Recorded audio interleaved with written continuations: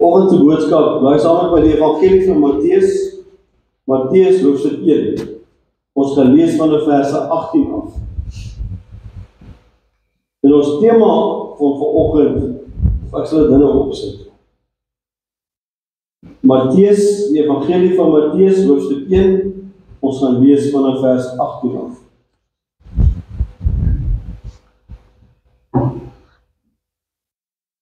Ek lees voor. Hier volg nou die geskiedenis van die geboorte van Jesus Christus. Toe sy moeder Maria nog aan Josef verloof was, het het geblyk dat sy swanger is, sonder dat hulle gemeenskap gehad het. Die swangerskap het van die Heilige Gees gekom. Haar verloofde Josef, wat aan die wet van Moses getrou was, maar haar tog nie openbaar tot skande wou maak nie, het hom voorgeneem om die verloving stilweg te verbreek. Terwyl hy dit in gedagte gehad het, het daar 'n engel van die Here in 'n droom aan hom verskyn en gesê: Josef, seun van Dawid, moenie bang wees om met Maria te trou nie, want wat in haar verwek is, kom van die Heilige Gees. Sy sal 'n seun in die wêreld bring en jy moet hom Jesus noem, want dit is hy wat sy volk van hulle sondes sal verlos. Dit het alles gebeur sodat die woord wat die Here deur sy profeet gesê het, vervul sou word. Die maagd sal swanger word en die seun in die wêreld bring, en hulle sal hom Immanuel noem. Die naam beteken God by ons. Toe Josef uit die slaap wakker word, het hy gemaak soos die engel van die Here hom beveel het en met haar getrou. Hy het egter nie met haar omgang gehad voordat sy haar seun in die wêreld gebring het nie. En Josef het hom Jesus genoem. Voor ons saam bid, so ons tema van vanoggend, ons weet in Kerstyd, die tyd, waar baie gefokus op Maria, Jesus se ma, en die engele wat in die skaapwagters verskyn het, en die wyse manne. Net so interessant, hoeveel wyse manne was daar gewees? Kan iemand onthou? Ja, so. Hier gaan jy so bietjie vertel. Daar was, die Bybel sê net, die wyse manne wat het hulle gebring? Goud, wierook en mirre. Hulle het 3 goed gebring. Daar is in die Bybel sê hoeveel wyse manne daar is. Toe maar net van almal het hulle baie sterk geval. Dit is maar net so interessant. So in hierdie tyd praat almal oor dit en Jesus wat gebore is in 'n stad. Maar die persoon waarvan nie baie gepraat word nie, en dis ons tema vanoggend, is Josef. Daar word nie baie klem gelê oor Josef, die pa van Jesus. So ek wil vanoggend 'n bietjie 'n paar gedagtes met julle deel rondom Josef. Maar voor ons verder gaan, kom ons maak die woord toe dan met ons net. Here, ons het nou saam gesing dat Here Jesus ons is werklik afhanklik van U. Here, U is die goeie God. U is die God wat die mensdom, Here, wat ons eerste lief gehad het. En Here, ons weet ook dat U die wêreld so lief gehad het, dat U seun nie gespaar het nie. Here, sodat die wat in U glo, nie verlore mag gaan, maar die ewige lewe mag hê. Here, ons is dankbaar vir elkeen wat vanoggend hier is, en ons dink aan almal in ons gemeente wat op vakansie is, wat op reis is. Ons wil bid, Here, dat U vir hulle sal seën daar waar hulle is, dat hulle goed sal uitrus, Here, en met nuwe vuur sal terugkom. En Here, ons kom vanoggend. En Here, ons gebed is dat die woorde van ons mond, die aanbidding van ons harte, Here, eintlik met ons hele wese, kan ons nie anders nie. Here, wil ons nie anders as om U lof te besing. Want ons weet, Here, dat U woord sê vir ons, daar is niemand soos U nie. U wat driemaal heilig is, U wat sonder vlek of rimpel is, Here, U die blinkmorgenster, U die leeu van Juda, U die bewaarder van Israel wat nie sluimer of slaap nie. U wat die groot ek is. Here, vir U wil ons aanbid. Ons wil U in gees en waarheid aanbid, Here, want U soek die wat U so aanbid. En daarom is ons vanoggend hier, Here, om werklik vir u lofoffers te bring. En om ook, Here Jesus, in hierdie tyd, in hierdie feesseisoen, dat ons nie sal vergeet waaroor dit gaan nie. Here, dat dit nie sal gaan. Dit gaan nie oor Kersvader. Here, dit gaan nie oor mensgemaakte tradisies nie. Dit gaan oor Jesus Christus, wat die gestalte van 'n diensknegt aangeneem het, wat mens geword het, onder ons gewoon het en vir ons verlossing gebring het. God, dit gaan oor u, dat u die wêreld so lief gehad het. Dit gaan oor u, dat u die bron van liefde is. En dat u die mensdom met u self versoen het, deur Jesus Christus.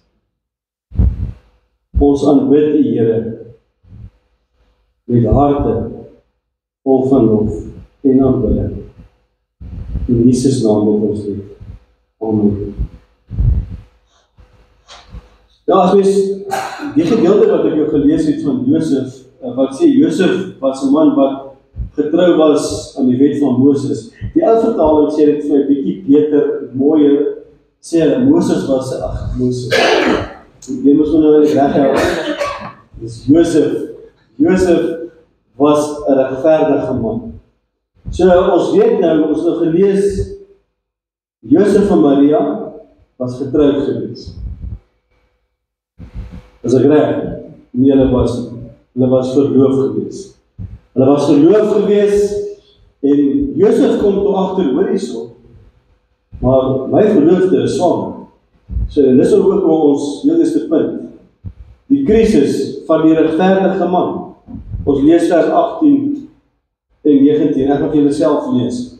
Hier volg nou die geskiedenis van die geboorte van Jesus Christus. Sy moeder Maria nog aan Josef verloof was.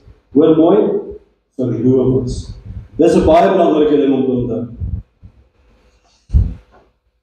Het het gebleik dat sy swanger is sonder dat hulle gemeenskap gehad het. Die swangerskap het van die Heilige Gees gekom. Haar verloofde Josef, wat aan die wet van Moses getrou was, maar haar tog nie in die openbaar tot skande wil maak nie, het hom voorgeneem om die verloving stilweg te verbreek. So Maria word swanger, maar haar swangerskap is 'n bonatuurlike swangerskap. Dis die Heilige Gees wat vir haar swanger gemaak het. Nou in vandag se tyd word selfs dit bevraag. Die wêreld sê dis onmoontlik.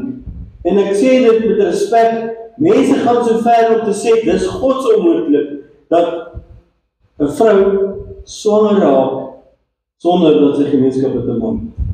Dit bestaan nie. Maar die Bybel sê vir ons dit bestaan. En ons weet vandag, dit is die waarheid, want ons weet dat Jesus is gebore uit die maagd Maria. So die wêreld weer heeltemal anders te boodskap. En die wêreld se oogpunt is dit onmoontlik. Maar onthou, die God wat ons aanbid, hy spesialiseer in die onmoontlike. Maar dit verander nie Josef se dilemma nie.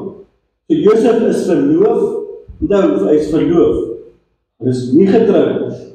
So nou sy verloofde swanger, so dit beteken, die mense sien nou luister, hierdie verloofde van Josef Maria, sy swanger.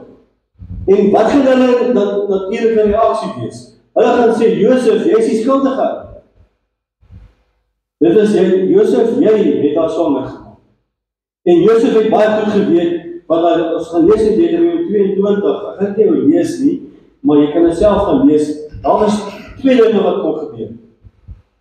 Deuteronomium 22 sê, as 'n man gemeenskap het met 'n vrou voordat hulle getroud is, moet hulle albei doodgegooi word met klippe.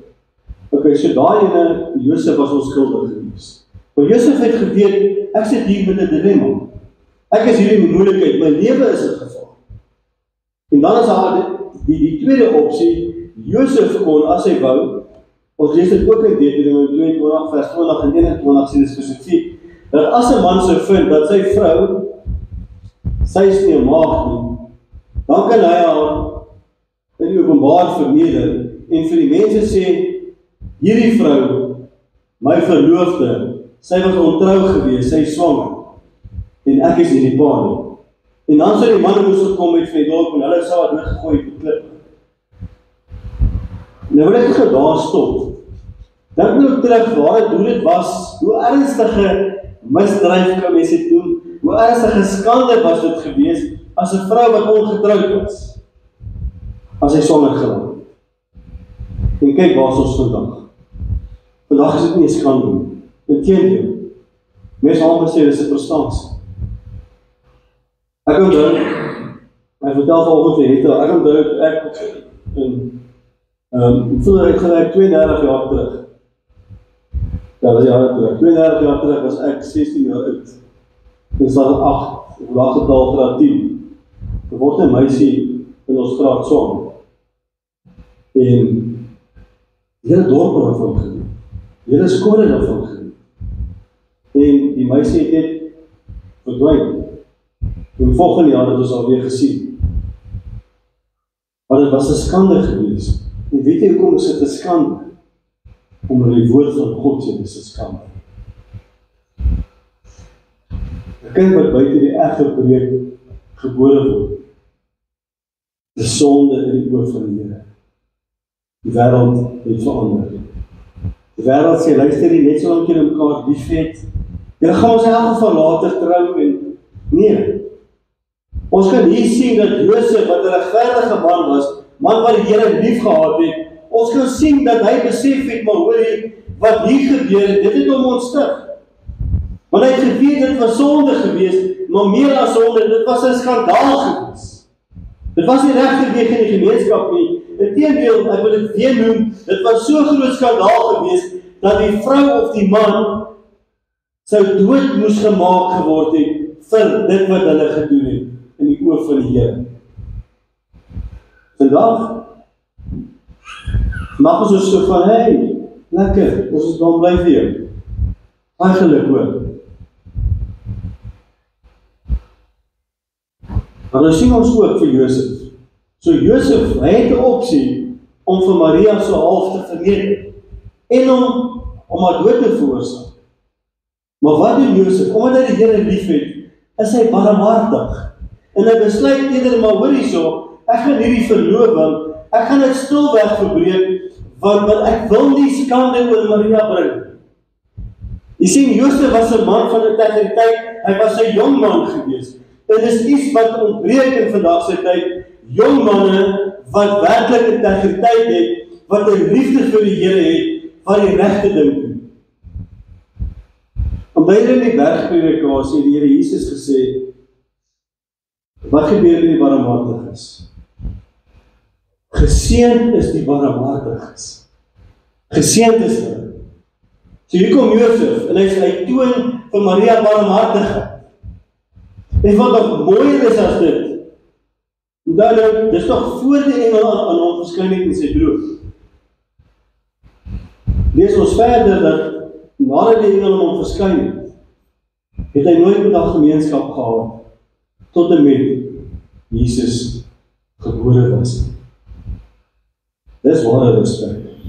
Respek eerstens vir die Here God, maar ook respek vir sy vrou. En dit ontbreek in vandag se tyd. Jong manne wat werklik die Here liefhet, en die regte ding sal doen. En vandag se tyd sal die manne, nee, hulle sal die vrou in die bus kom. En sê, luister, dit was nie my skuld. Hierdie vrou, dit was nie ek nie.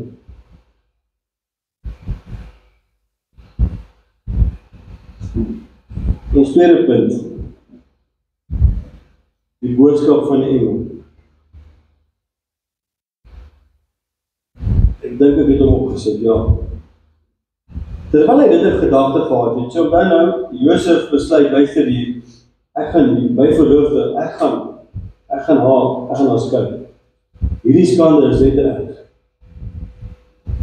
Terwyl hy dit in gedagte gehad het, waar 'n engel van die Here in 'n droom aan hom verskyn en gesê, Josef, seun van Dawid, moenie bang wees om met Maria te trou, want wat in haar verwek is, kom van die Heilige Gees.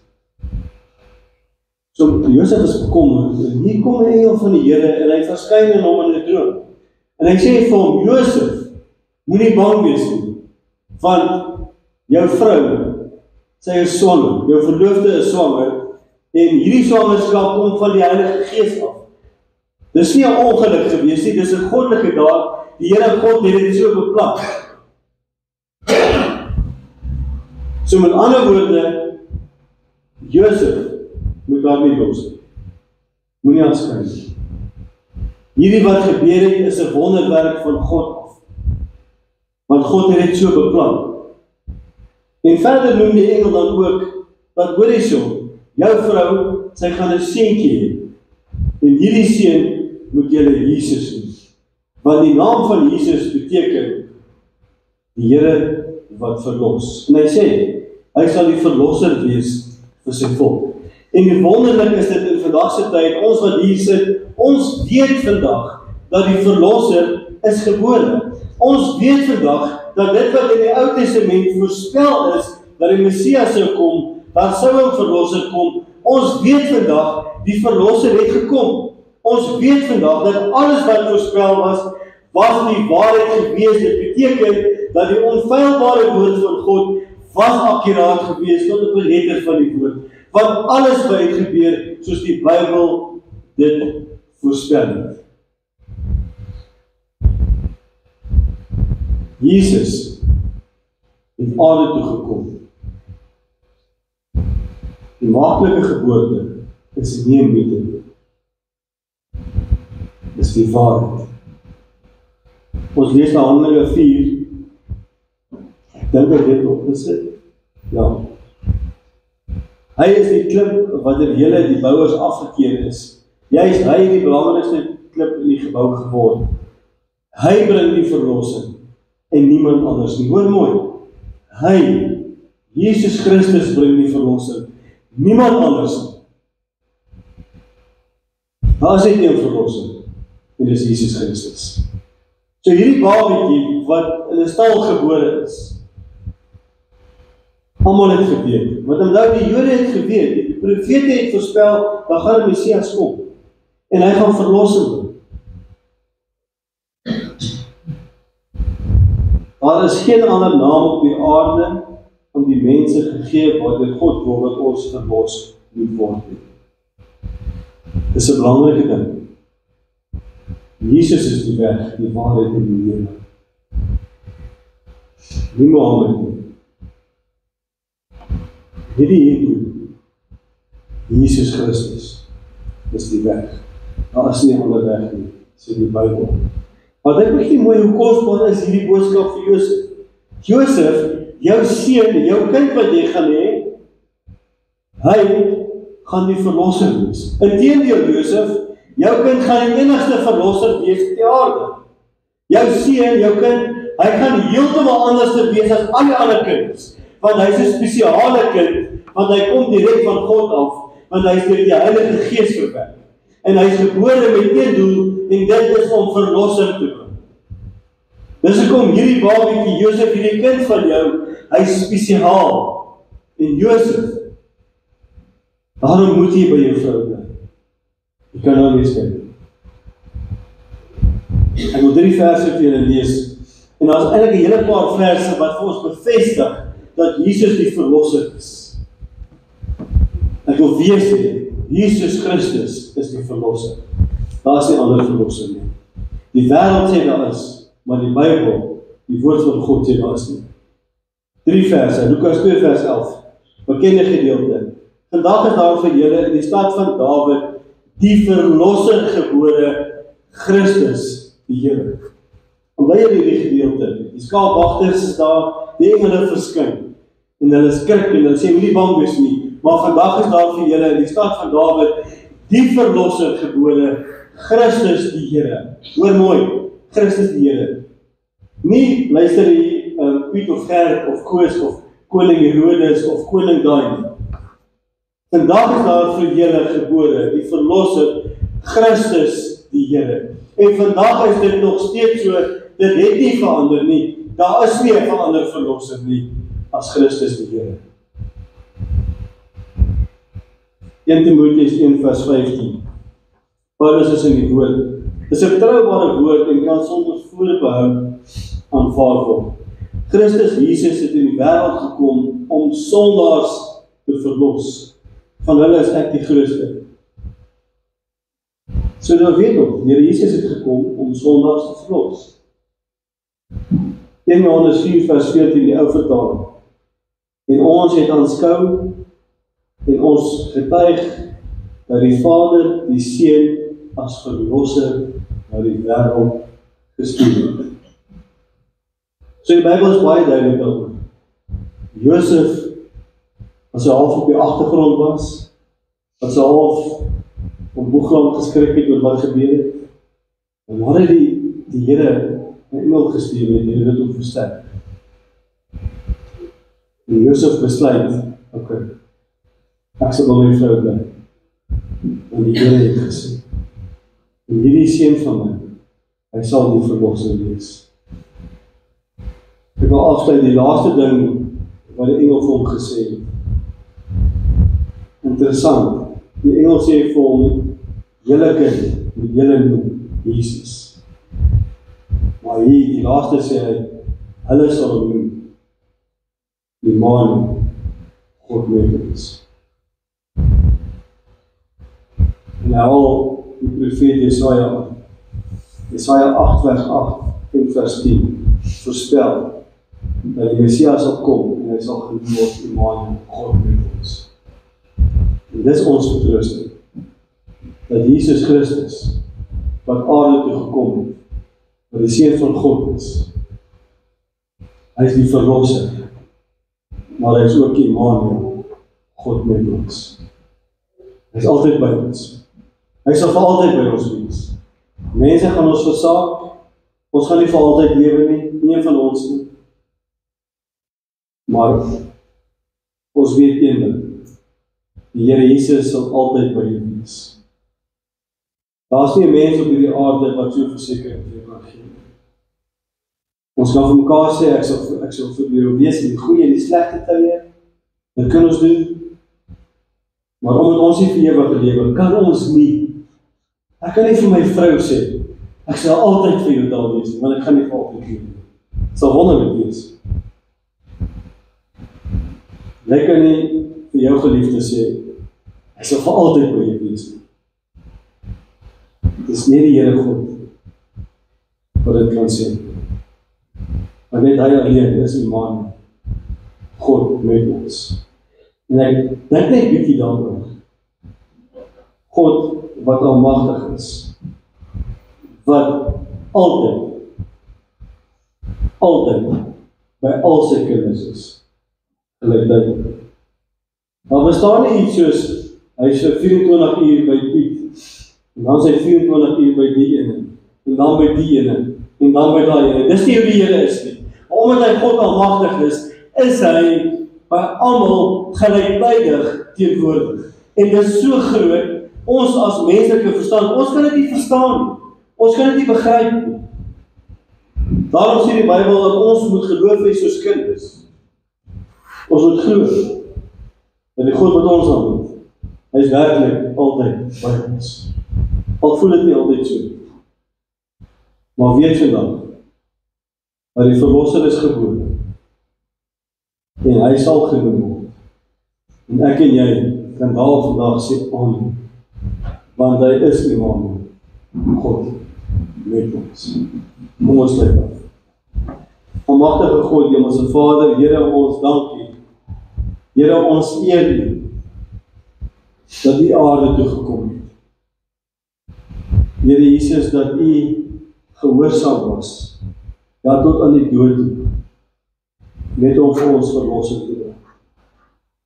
Vader, dankie dat U die wêreld so lief gehad het, dat U die seun nie gespaar het. En Here, ek wil bid dat U weer jong manne sal oprig. Jong manne wat 'n liefde vir U sal hê. Jong manne wat hulle gesinne sal lei, Here Jesus, soos wat U wil hê. Manne wat ruggraat sal hê. Ruggraat bedoelende Here, wat hulle gesinne Godvreesend sal hê, wat die voorbeeld sal wees.